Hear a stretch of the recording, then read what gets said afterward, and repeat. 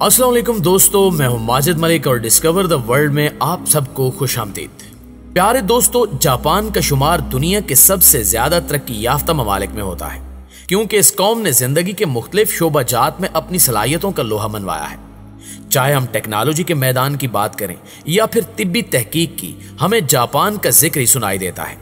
लेकिन ये तो वो बातें हैं जो दुनिया के सामने हैं, मगर जापान से चंद ऐसे हैरान कुन हकायक भी वाबस्ता हैं जिनके बारे में बहुत कम लोग जानते हैं। और आज की वीडियो में हम यही हकायक आपके सामने रखने जा रहे हैं जो यकीनन आपके होश उड़ा देंगे। तो दोस्तों, याद रहे कि जापान को उभरते सूरज की सरजमीन भी कहा जाता है, जिसकी बड़ी वजह यह है कि दुनिया की चंद बड़ी कारोबारी कंपनियां जैसे टोयोटा, सुजुकी, यामाहा, सोनी और हुंडा वगैरह का ताल्लुक जापान से ही है। दुनिया भर में लोग कोशिश करते हैं कि बच्चों को इब्तिदाई उम्र में ही गोद ले लें, लेकिन जापान में गोद लिए जाने वाले 98% अफराद की औसत उम्र 20 से 30 साल होती है। खास तौर पर कारोबारी हलकों में मौजूद इस सैकड़ों साल पुरानी रिवायत का मकसद खानदानी कारोबार को खानदान में ही रखना होता है। अगर किसी शख्स का कोई मर्द वारिस ना हो तो वो अपने रिश्तेदारों या जानने वालों में से किसी भी शख्स को गोद ले लेता है या इन्हें घर दामाद बना लेता है ताकि जायदाद घर से बाहर ना जाए।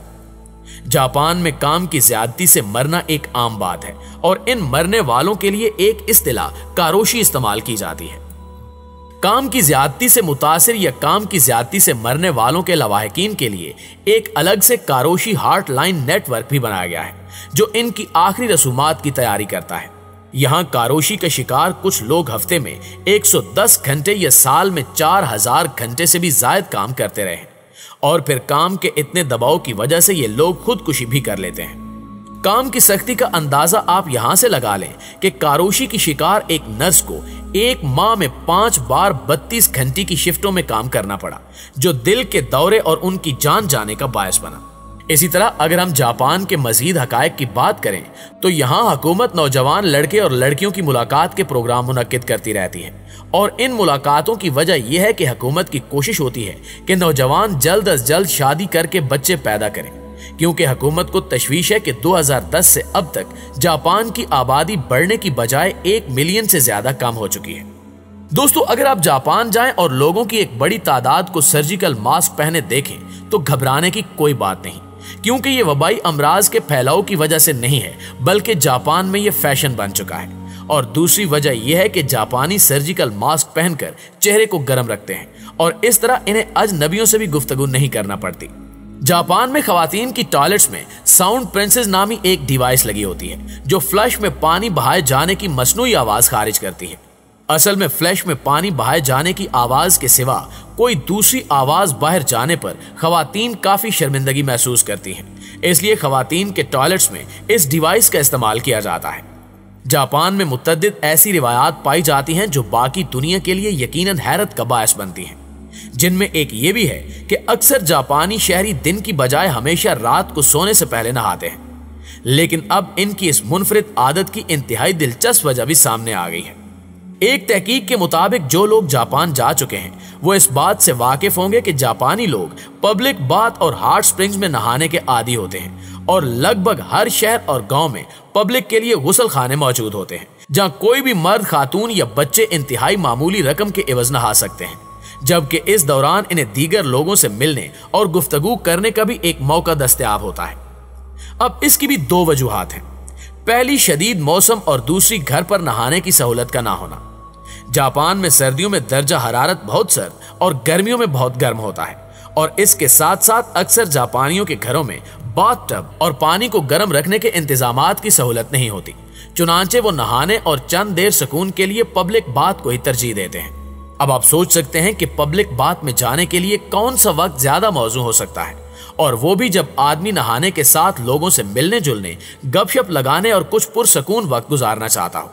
चुनांचे जापानी काम से छुट्टी के बाद रात को ही पब्लिक बाथ जाते और नहाते हैं। दोस्तों, जापानियों के लिए शावर लेना और बाथ करना भी 2 मुख्तलिफ चीजें हैं।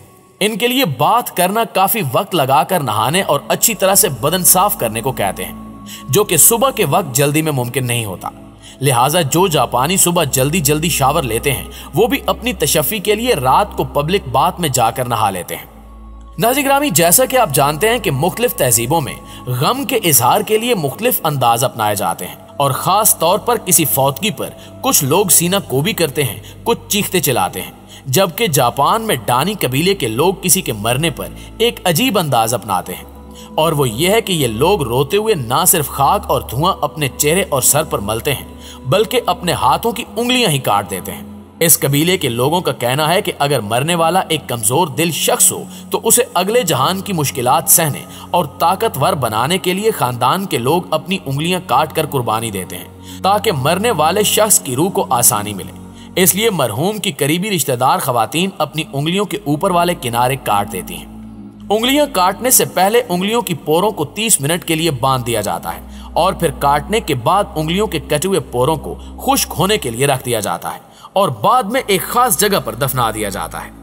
डानी कबीले के लोगों का कहना है कि उंगलियां काटने पर जो दर्द और तकलीफ महसूस होती है वो दर हकीकत अपने किसी प्यारे से बिछड़ने के गम का इजहार है।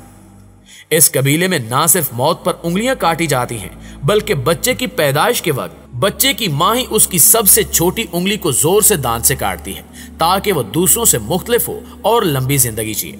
इसके अलावा आप ये भी जानते होंगे कि दुनिया भर में तलाक देने की अजीबो गरीब रसूमात राइज हैं, मगर जापान में इस काम के लिए एक ऐसा मंदिर है जो अपने जायरीन को नाकाम शादी टॉयलेट में बहाने की पेशकश करता है।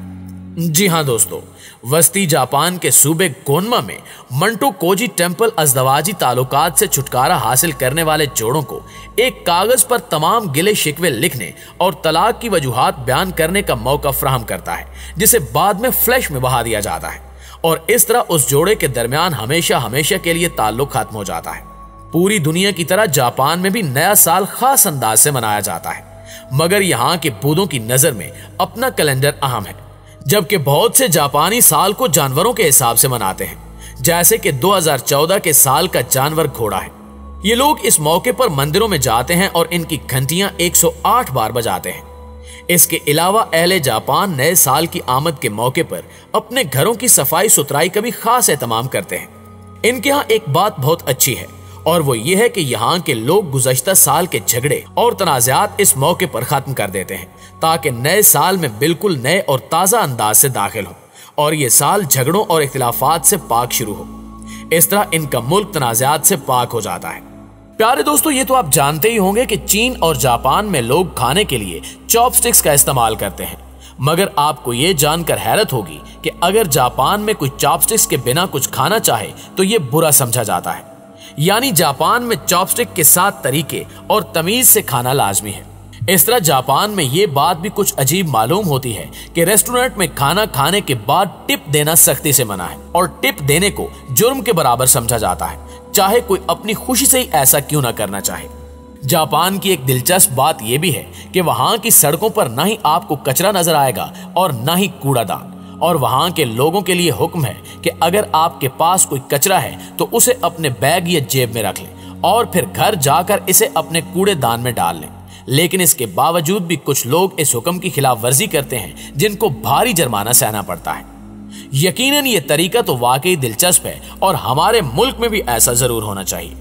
जी तो डिस्कवर द वर्ल्ड के प्यारे प्यारे दोस्तों, ये थी हमारी आज की इंटरेस्टिंग, इंटरटेनिंग और हैरत अंगेज वीडियो कैसी लगी कमेंट करके हमें जरूर बताइएगा। इंशाल्लाह आपसे मुलाकात होती है अगली इंटरेस्टिंग वीडियो में। तब तक अपना, अपने प्यारों का, इर्द गिर्द के लोगों का ढेर सारा ख्याल रखिए। अल्लाह निगहबान।